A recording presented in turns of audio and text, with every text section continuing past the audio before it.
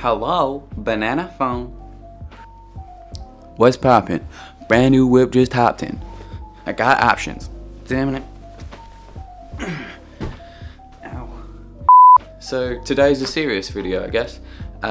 September is Suicide Prevention Month, and I want to speak out as one of the people who actually tried to commit suicide.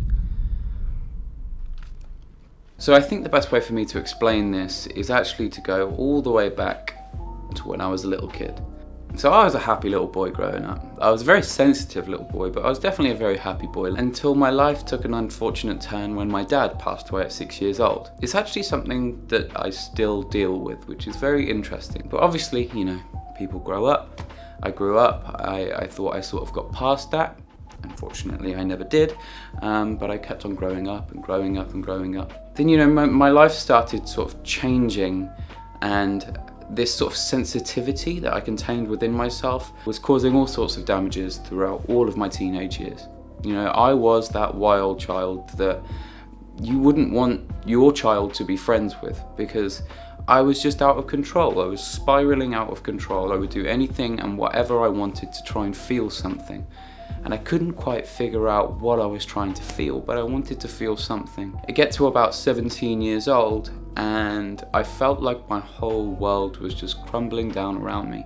My nan was going to hospital for heart surgery, and after my dad passed away, I grew so close to my nan. She was almost like my mum, and my mum became my best friend. I could always talk to my mum, but I really looked up to my nan, and I aspired to be like my nan. So her sort of going through heart surgery was really taking its toll on my mental health. I remember I was at college at the time, and I flunked absolutely everything. Before that, I had been working an apprenticeship at Cineworld. I wanted to learn about films, and I wanted to learn how to act and do all these crazy things, and I ended up just doing your typical job, getting paid under minimum wage because it was an apprenticeship, and it was just something that I really didn't want to do. That, in combination with going back to college and then still flunking all of my grades, in combination with my brother was leaving to go to uni, and again, since my dad passed away, I grew very, very close to my brother. And it just kind of felt like everybody in my life was leaving. My stepdad as well wasn't sort of enjoying family life. He had left and then came back into my life in which I felt uninvited. So I always had this sort of fear of abandonment. And I sort of clicked. My final click was when my girlfriend broke up with me at the time.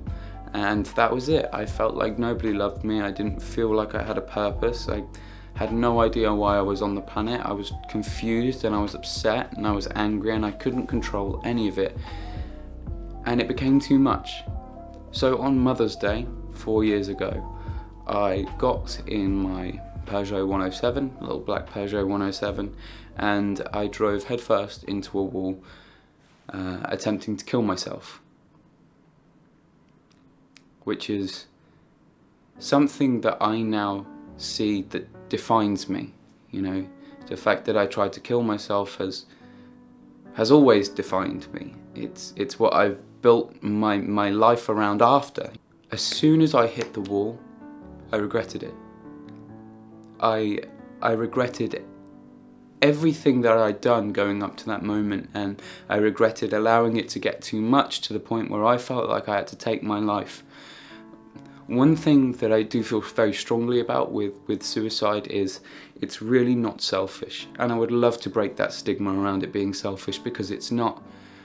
When a person feels like they are boiling from the inside, and their insides are confused, and they're being crushed, and they're being just... I can't explain it, because it's not something that everybody would feel. The feeling when you feel like you've got absolutely nothing left and you are at absolute rock bottom is one of the worst feelings you can ever feel in your entire life, and I would not wish that upon my worst enemy. You are given your life as a birthright, and you are able to feel every single emotion, and you should be allowed to feel every single emotion. Some emotions have got driven out of us because of bullying and embarrassment and other things like that. There was a long time where I was really embarrassed to cry, and I wouldn't cry in front of anyone. And now I find that there's so much power in my vulnerability. What I'm trying to get at is, life is not always going to be easy. But just because things are really, really, really, really tough doesn't mean you should take your life. You will regret it. If you make it through, you will regret it. There's so many factors that you have to take into place. Speaking about sort of after, I tried to commit suicide, and I'm still here. I'm still here, and I'm so thankful for my life because I managed to turn it around. I managed to do all the things that I wanted to do, you know? I went to uni, I got my master's in acting, something that I've always absolutely loved and adored, and something that I can put myself into, you know, this vulnerability and this emotion, and I turned it around. So I am living proof that you can turn it around as well. Don't give up. Don't give up. There's so much to live for. You know, it doesn't matter if you're going up, down, left or right, you are still always going forward. And you will always go forward. It doesn't matter if you feel like you're going in the wrong direction, because you are going in the right direction. That's your life. That's how it's meant to turn out. That's your purpose. Hold on. It's tough at the moment. It is really, really tough, and people have lost jobs, and family members, and social distancing and isolation has just completely ruined everyone. I can feel the anxiety when I walk through the streets of London. It's incredible. But you have to hold on. There is so many people counting on you. There are so many lives you can change. As you can see, this is a really touching subject for me, because if I'm not anything in this world, I'm proving to you now that you can live, and you can find out a way to survive, and you can get out of that place and go to somewhere else. You can switch your life around. It's the mentality, it's the drive. I want to be better, and you need to think that I want to be better, and you start doing all the things that make you happy.